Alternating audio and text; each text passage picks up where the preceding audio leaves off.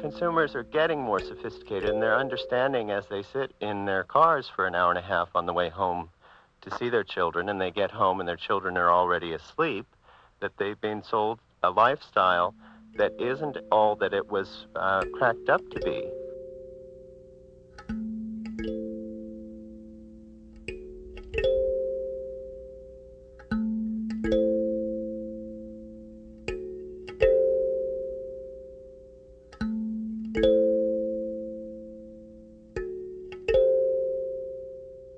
I was in critical mass for the first time this week. I went because I'm stuck in traffic every day, and I see the destruction. I want to get out of my car. I want some way, an alternative. And I went as a protest.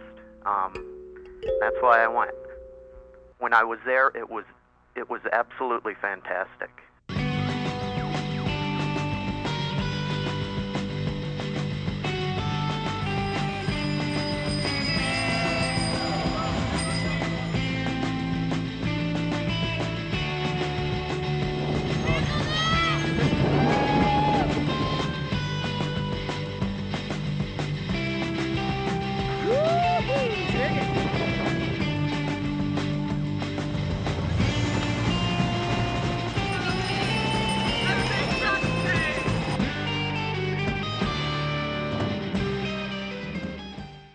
I saw this thing happening, and it was just such a good feeling to be there, and it had so many right-on messages, and it was like the perfect combination of do what you want to do, but be a nice person. Last Friday of the month, bicycle ride to celebrate the bicycle and to dominate the streets for a change, to experience what it's like to be in the majority, to experience what it's like to feel safe and surrounded by fellow cyclists. That's what critical mass is.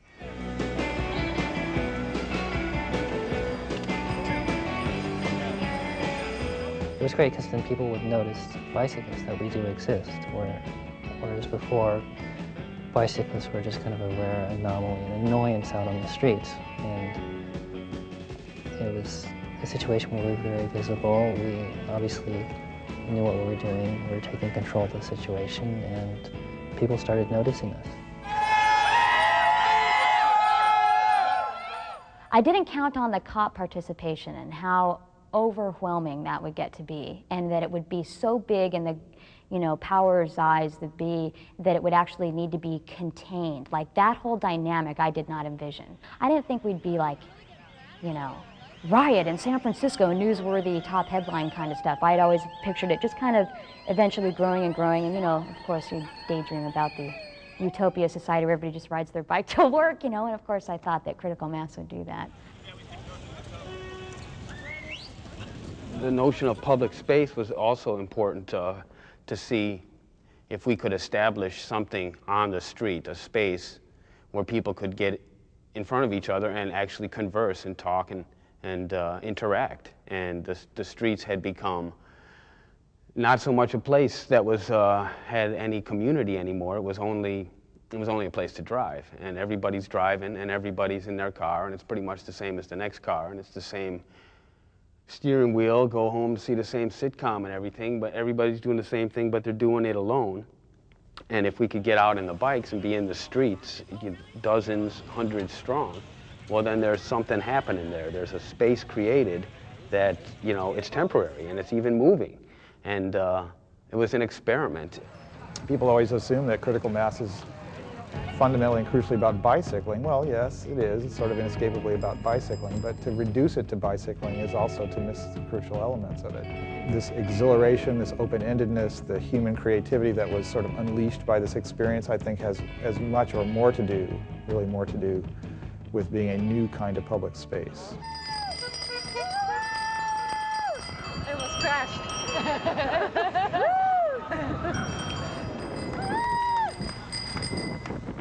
I think it was all about, can we get some people to come out and be together and actually meet up at the same time in the same place. That alone was like, who knows, you know, maybe they'll come, maybe they won't. Maybe we'll come, maybe we won't, you know, we didn't really know. I mean, we just talked about it for a long time, and then Chris started handing out some flyers on 7th and Market, and we started making more propaganda pieces, and we started the Commute Clot in September of 1992. And it was the Commute Clot for a couple of months at about 30, 40, 50, 60 riders each month, somewhere in there. And then we saw the movie Return of the Scorcher, and the name had to become Critical Mass. Scene in there is about the bike riding in China. Buses, taxi cabs, and motorcycles coming through intersections with no traffic lights, and this kind of innate ability that they've developed over time to make that work. But there were rules operating under the surface that worked very well. And it was a kind of critical mass thing where all the cyclists would pile up and then go. All the cyclists going, say, turning left in an intersection would wait in the middle until they had enough numbers to force through the cars and make them stop. And as soon as they reached what this interviewee had called critical mass, then the bikes went through. And that just captured the spirit perfectly. So it became critical mass right then.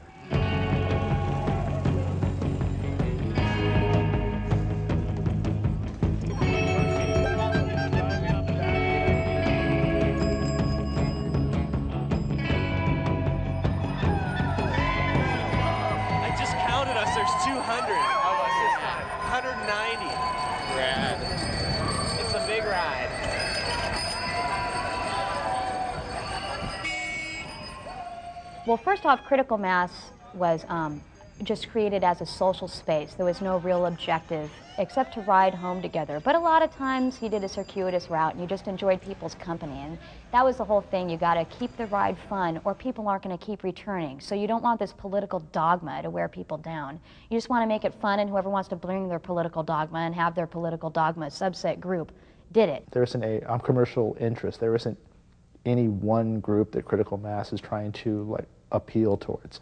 I think the fact that it's done this has really helped it be inclusive, that there is no other requirement than that you bring a bike, which is probably one of the most simplest things around. Yeah, cruiser power. Yeah, totally. Single speed, love it.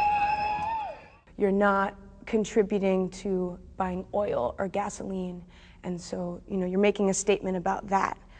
It's part of the environmental movement, again, because you're not using a car and you're not polluting the earth, you're not contributing to paving and destroying the environment that way. I find it very empowering because you're sort of taking back territory and you're reclaiming part of public property that usually isn't yours, because bikes are so forgotten when it comes to the street. It's like a Take Back the Night March for me.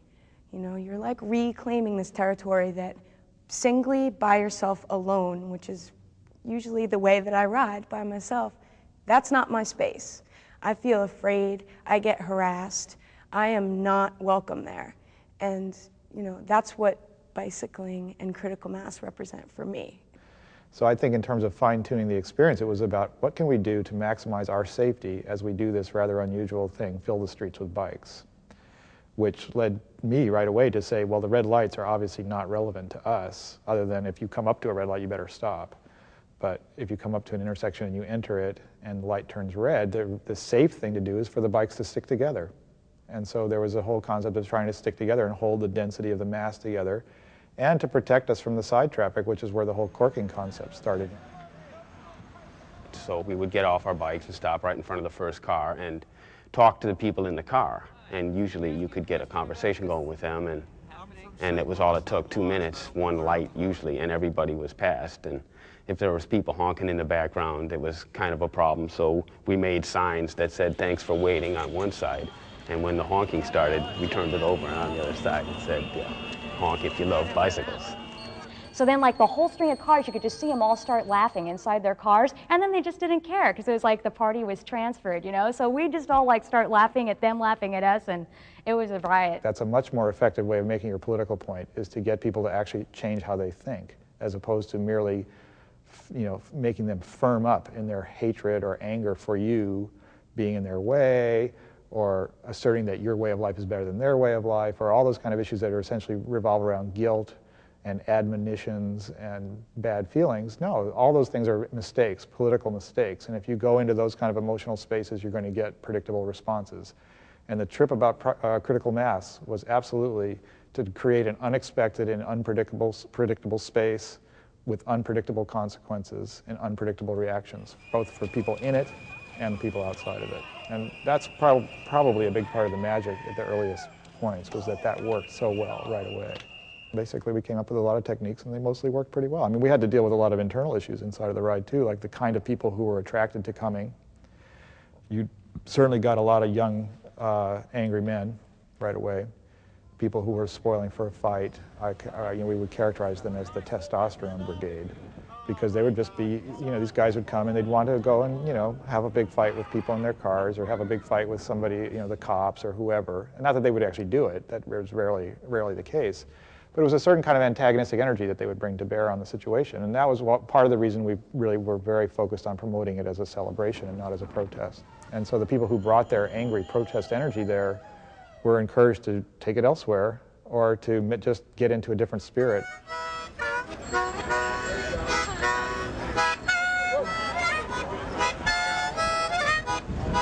First time I've ridden this thing. Artistic people were kind of into critical mass, and then they had this venue as far as creativity and your own sense of advertising and how you wanted to put your message out there. And here's critical mass, and you can just kind of do it. It was just a great forum for communication on a really personal level.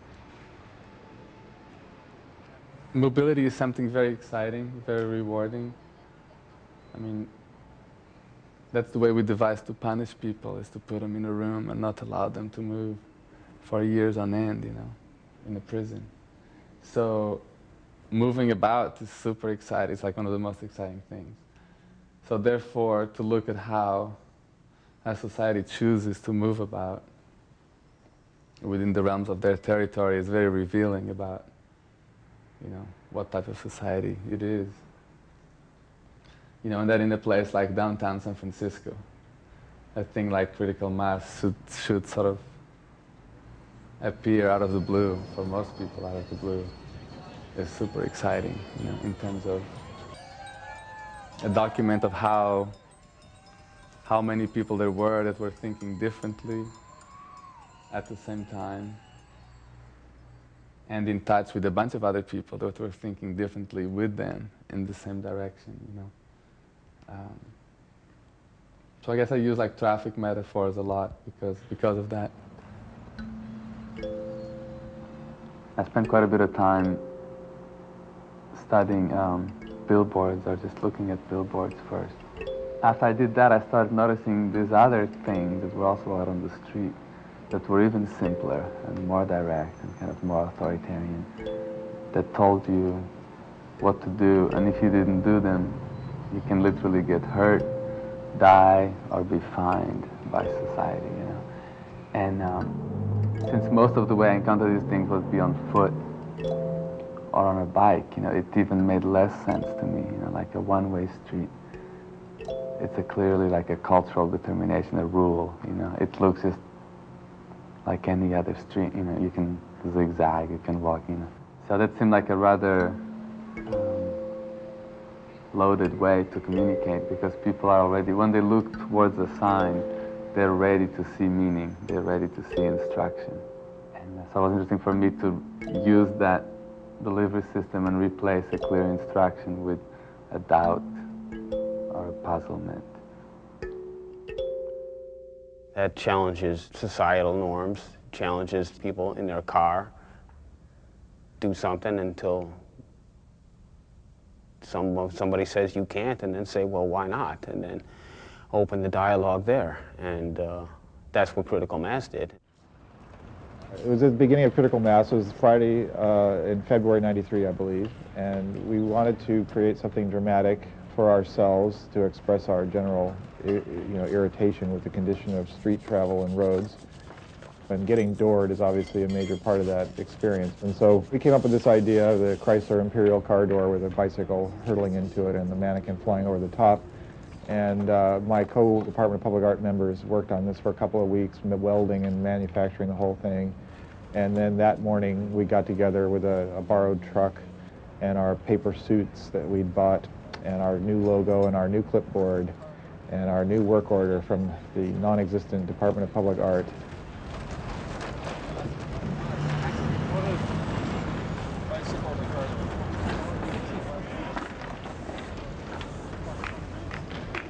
Who knows where it comes from? Who knows why it's there? Who knows what it's trying to say? You look at it, you think about it, you take it off with you, the thoughts, the memories, the visuals, and having done so, you have a conversation. You have an additional thought of what you can do yourself in life. You get a wrinkle on something you were already thinking about, that suddenly you think about it in a slightly different way. The expectations of what you can do, what you can get away with, are altered because something's been gotten away with and it's been in your face. So guerrilla art is very powerful and very weak at the same time. It is everything. It can cause anything at all, and it can cause nothing at all, and we don't know until we do it. And in the doing of it is the satisfaction. It's not necessarily about results.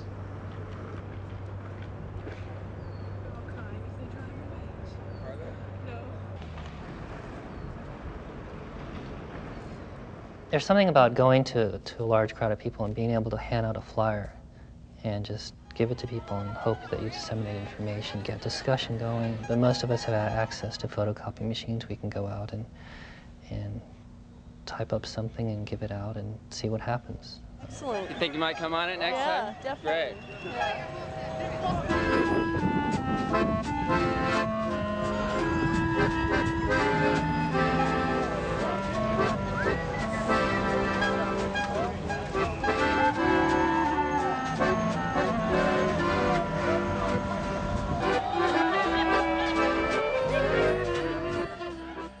We didn't want to use the media to spread our message. The whole idea was to have a very slow, grassroots, evolving movement that never relied on traditional means of communication that they are now. We wanted word of mouth, xerocracy, no leaders, everybody doing things on their own, people who were self-responsible, who could cork their own ride, who did their own thing and then came together and then did it with other people.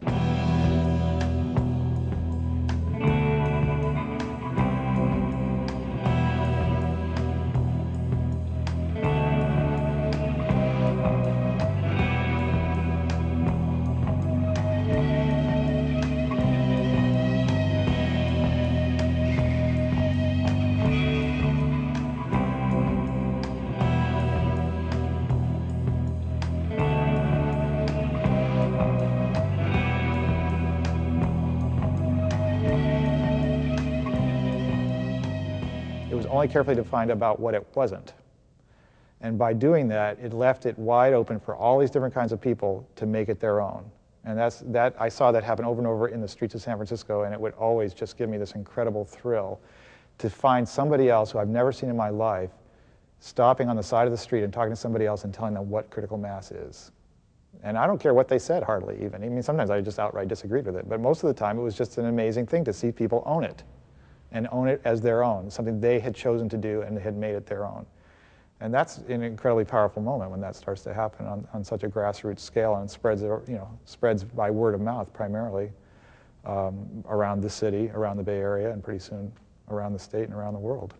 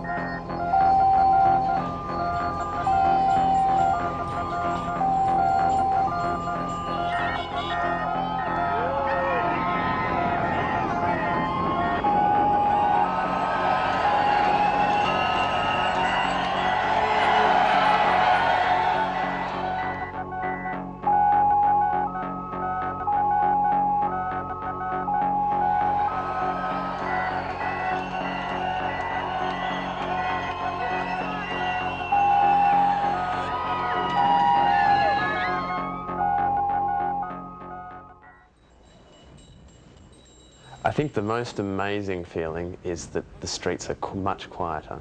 Apart from the, the cheers and the screams and the sort of the delight of all the people cycling, there's not that ambient traffic noise.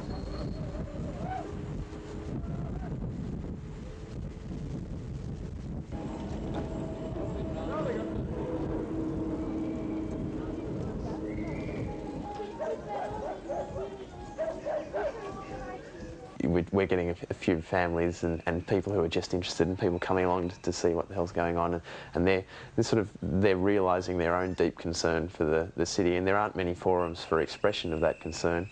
So I think we're getting a lot of people coming along to critical mass because they see it as one way that they can stand up and wave and say, well, we're doing something to offer an alternative, to show a different way of life.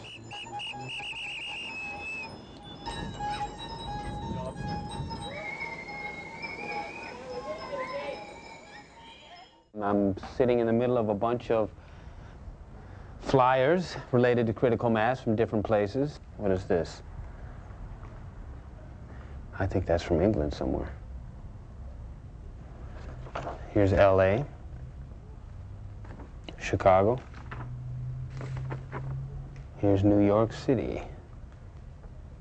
This one is, hey look, it's Grateful Mass, which is very much, it owes a lot of its graphic stuff to the Grateful Dead albums and their whole scene, and this was put out after Jerry Garcia, the guitar player for the Grateful Dead, after he died up in Marin, and many people were sad, and he was an icon here in San Francisco, and the critical mass that took place after he died, one of the route proposals was this Grateful Mass going out to Golden Gate Park. And it was one of many proposals, and it was voted on, and it won. This was me learning how to use CorelDRAW on the PC, and I discovered the blend fill tool, and I made all these little triangles coming out of this guy's head. I made him on his bicycle in a wave. We were going to try to take critical mass all the way out to the beach, which it hadn't been that far yet, and it went out to the beach. This is the second anniversary. We're at about 800 strong or so, maybe upwards of 1,000. It shows the crowd, as we've obviously taken about 4 city blocks here, solid wall-to-wall bikes. These are examples of little stickers and little things that come out, and people hand these out at critical mass all the time. They do them for their own reasons, and they hand them out, and it's great to see. This is a 1/100th of the things that I've seen, if that. This is one that came out in Halloween. I think the good time nature of Halloween and critical mass goes hand in hand, and every Halloween ride has been great.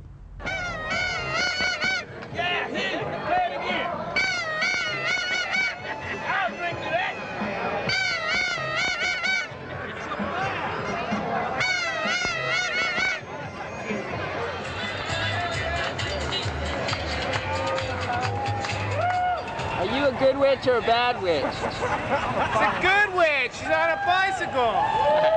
I want candy. Candy, candy. You blouse-wearing poodle walker.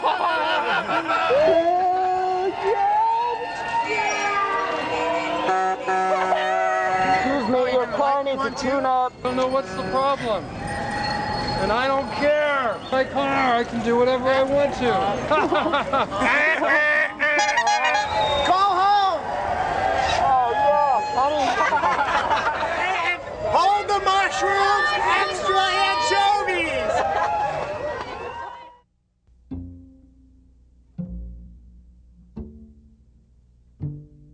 We've done something that we think is a demonstrably preferable way of going about moving our bodies through the city. And not everybody can make that decision at every moment, and it's really absurd to assume that they can. People in cars are our allies.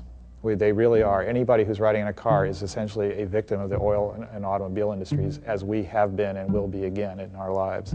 And they're the ones who are finally going to have to be won over if we're really going to change this world. Because they're not the enemy, they're the people they're us. They are us. We weren't there to inconvenience people, not to shove the misery of their Friday commute in their face, not to disturb public transit riders or to make the ordeal of driving home on Friday afternoon more unpleasant.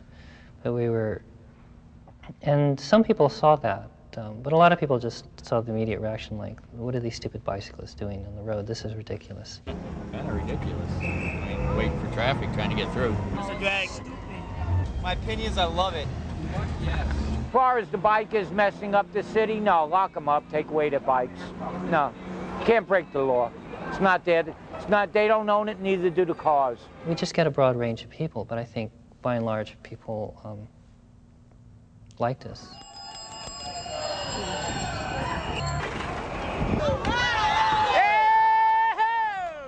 The second period of time was when the police got involved, and that was a big transition. As we were going up Market Street, somebody tried to push through the crowd in their car, and it was a confrontation. So when the police got involved, it changed everything, and the police got involved simply because of that confrontation. They decided to accompany the ride from then on. When the cops showed up, they created this barrier, this membrane between the mass and the rest of the world.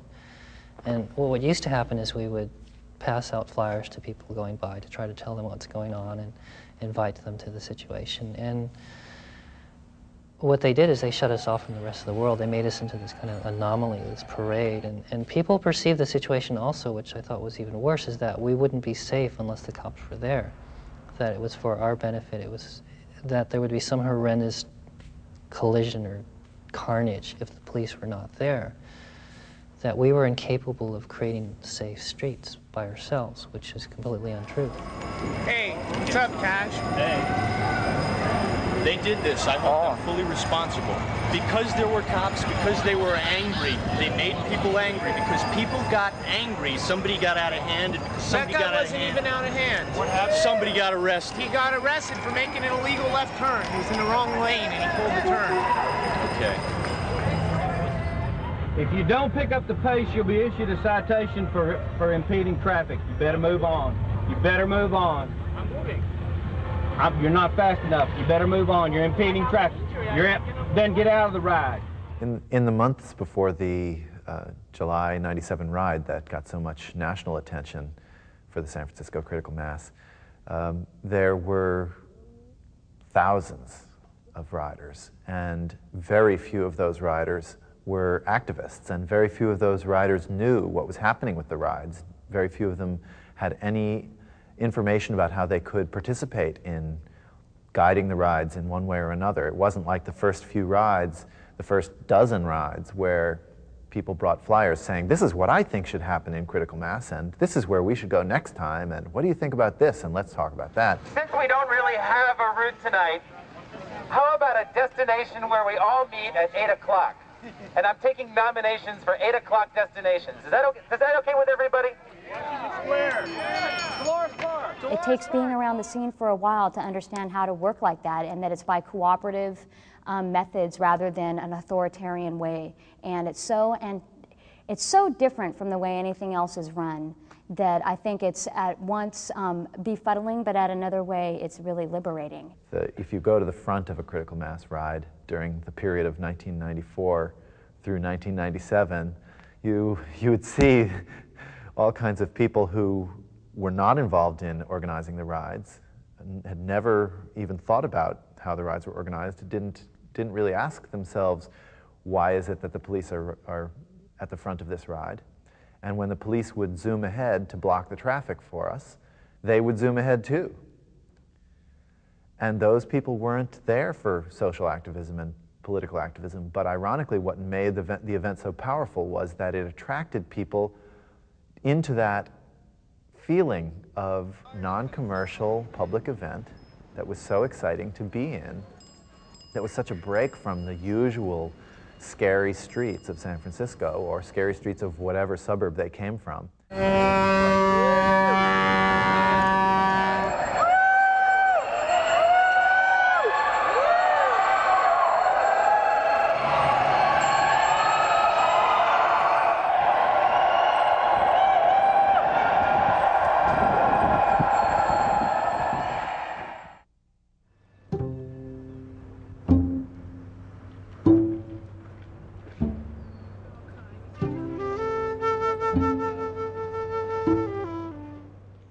Unfortunately, I think that people shy away from activism for simple practical reasons.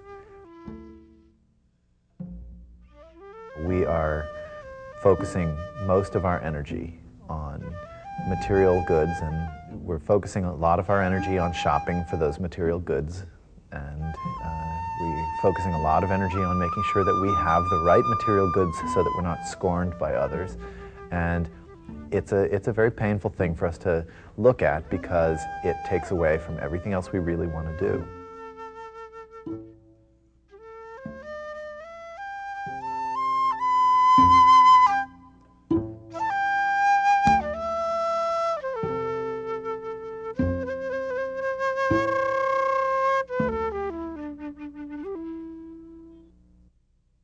I think the capacity to experience something radically new depends on an imaginative frame of mind.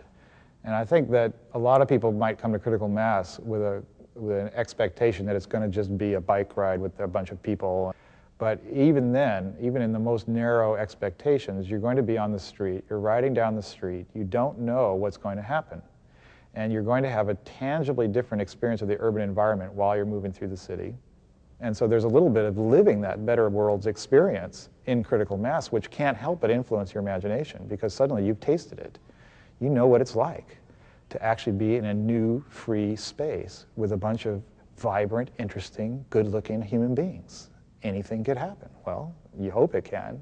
First time? Yeah, I just stumbled on it. Cool. You mean you were riding your bike anyway, and there it was? There it was. Today? Yeah. Damn. Just coming down Market Street. Where do you live? GL. Wow, that's wild. That's really wild. Did you know it existed?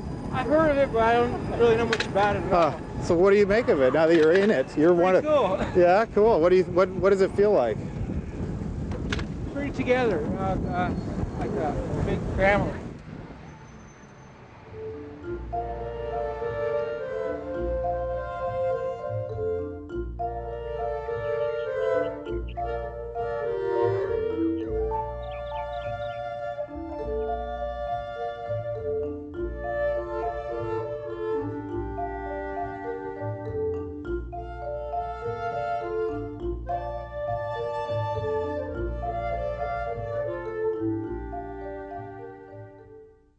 It started to be so interesting about what would happen at the next critical mass that it became the social highlight of what I was doing at the time. And it was great. It was wonderful to prepare for, and it was magical when it was going on. And then you would think back about how great it was and what you could do next time to make it better or make it different or whatever. And then a lot of different people began to participate in planning different routes and planning different ways of doing critical mass and having fun with it. And that went on pretty much unendingly all the way until early '97. And then you get through most of first part of '97, you get to June '97 when it goes to Sausalito, as it has generally gone year after year since about the third year. And apparently our mayor, Willie Brown, got stuck in traffic. So he made a very threatening and inflammatory comment that led to a media frenzy in the boring middle news lull of the summer. The media twisted our participation in that event as making a deal with the city on the route of critical mass. And that was a complete lie.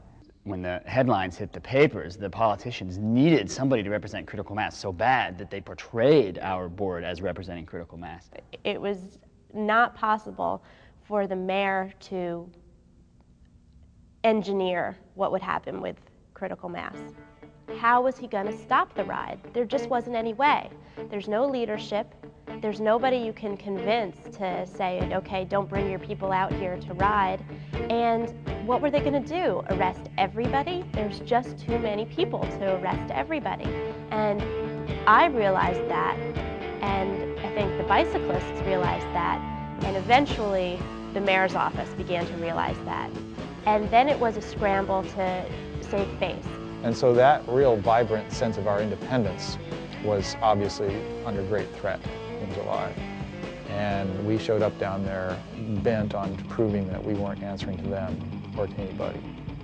That we were going to have critical mass like we'd always had it. We would go where we want to go, we would leave when we want to leave, and we would do what we want to do. We had a very productive meeting the other day. At that meeting, it was agreed upon the route tonight would start at 6:30, and that people would agree to stay on the designated route. There's been a lot.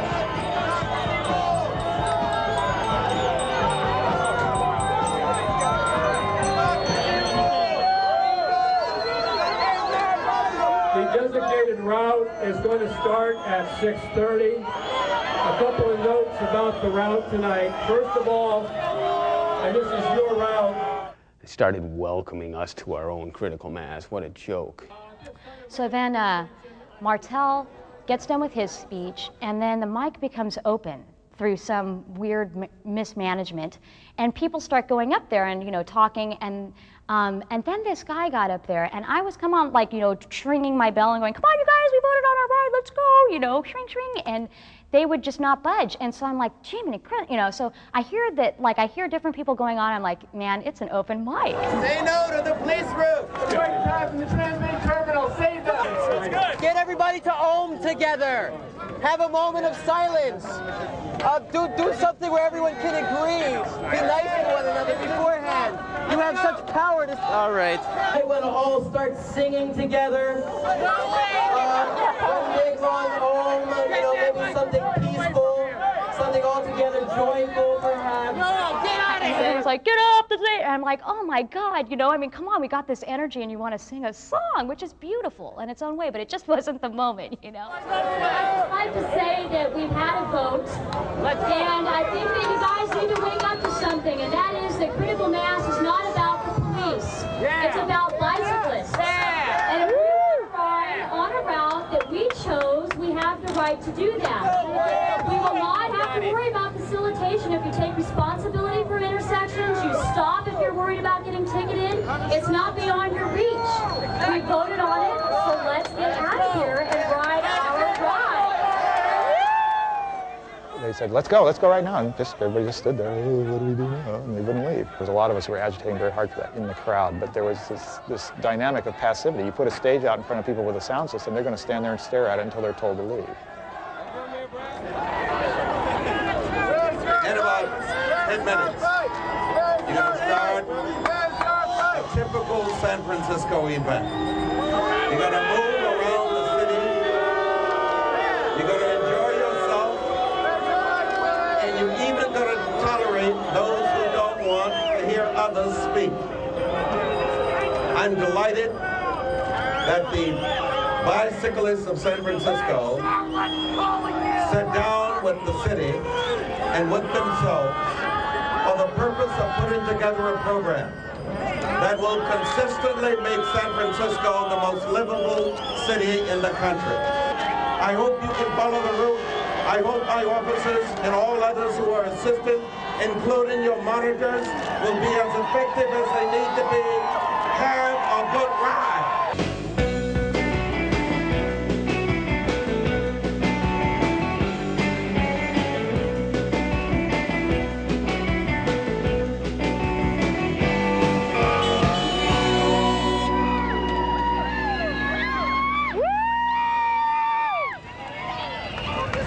All bicyclists on Market Street, this is unlawful assembly. You are subject to arrest if you do not disperse at this time. If you continue to ride on the street, you will be subject to arrest. Your bicycles will be impounded at this time.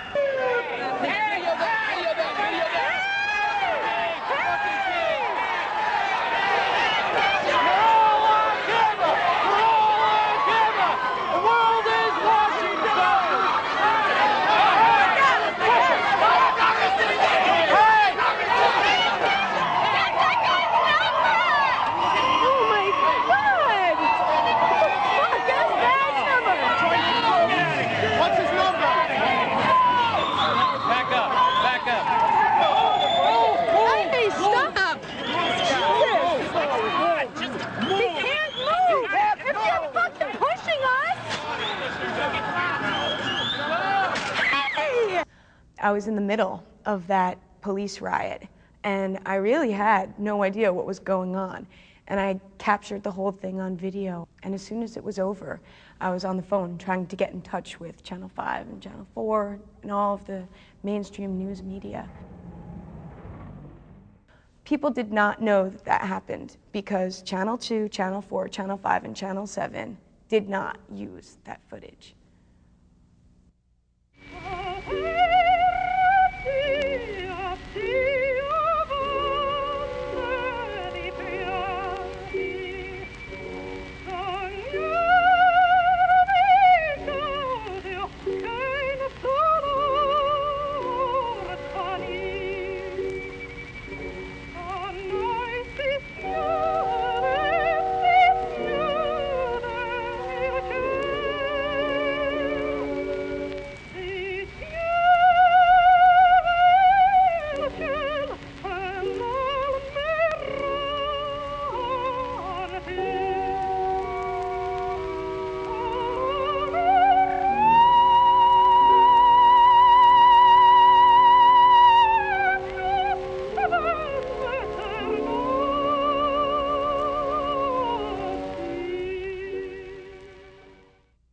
Despite an agreement to start the ride later and follow a prescribed route, hundreds of cyclists took off in other directions, and thousands followed, often unaware they were following the wrong group.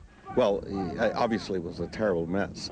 The terrible mess disrupted traffic, resulted in 250 arrests and injuries to 2 police officers. Witnessed people going through red lights blatantly and kicking cars, and you don't have the right to do that. I think the citizens saw exactly what the results would be if you let the bicyclists do anything they please. As our experiences were represented back to us in the mass media, it became very hard to stay on the offensive. And critical mass, if anything, has always been about being on the offensive. It's about changing the rules, changing the borders of what's possible, and not accepting the rules of daily life as they're set down from on high.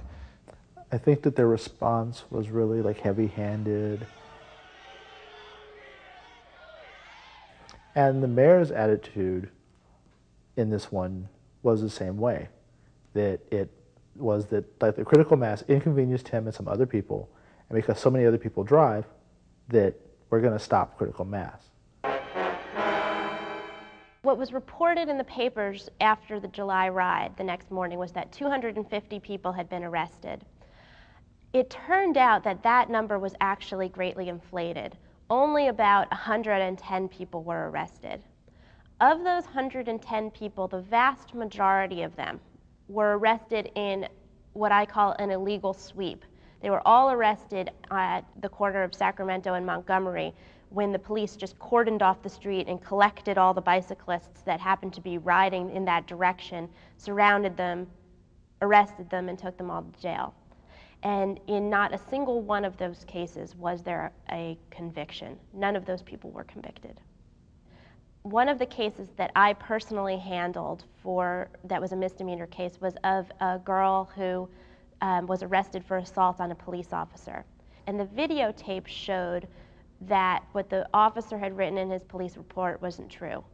The videotape showed this huge officer sitting on top of my client, who was a rather small girl, and did not show her doing anything except attempting to get out of his way. We knew that we hadn't done anything particularly wrong or different than what we'd done before. In fact, if anything, we just had more fun doing it.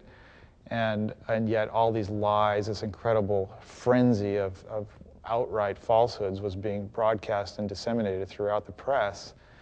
And we didn't really have any way to respond to that. I mean, if we'd been a little faster, a little more clever, with a little more media savvy of our own, we might have tried to contest it, but I took the attitude of the time, and I kind of don't think it was wrong, really, was just lay low.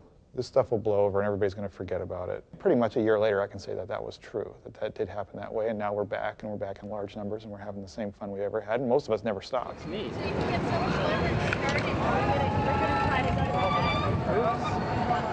Hey, is this your first critical mass? Yeah. Is it? All right. Yeah, it's mine too. Great, good. What are you looking forward to about it? I just love here doing it. It's just like fun, you know. It's fun. Join the party.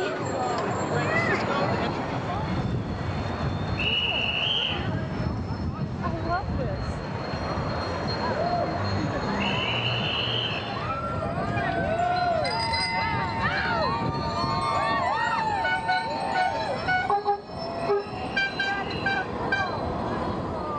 Giving out roses. That's great.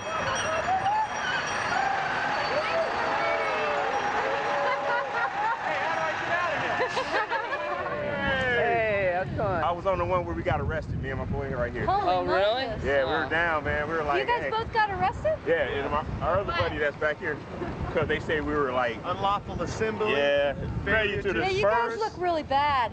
Yeah, we're bad guys. Especially on those bicycles. You're back riding. I'm back. I was here. We never stopped. Yeah, I was back that next month. And That's so it was great. cool. Yeah, it was cool. What's your favorite thing about critical mass? It's the people. You just kind of, well, I mean, I like riding my bike, but I'm not going to ride through the city if I'm by myself because I'm going to get run over. But if there's 200 people in a little clump with me, then, you know, they can't run us all over. So. Oh, we're going to go around the circle! I love it.